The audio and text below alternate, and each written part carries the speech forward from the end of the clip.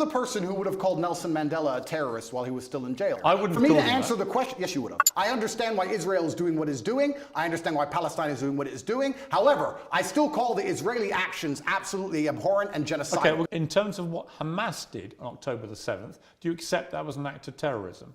It's an interesting question, because you're the person who would have called Nelson Mandela a terrorist while he was still in jail, and one person's terrorist is another person's freedom fighter. I wouldn't For me call to him answer that. the question, yes, you would have. For me to answer the question, I have to be very professional, Pierce. For me to sit on the outside in Romania with no personal involvement in Israel-Palestine, it's easy for me to say, yes, it was an act of terror. However, if I was in Gaza, if I was in an open-air prison, if my family had been annihilated by bombs from the sky, if everybody I knew had suffered the loss of a loved one, if I had no chance of any kind of freedom or democracy or standard of life, would I believe it was an act of terror, or would I believe it's an act of resistance against oppression?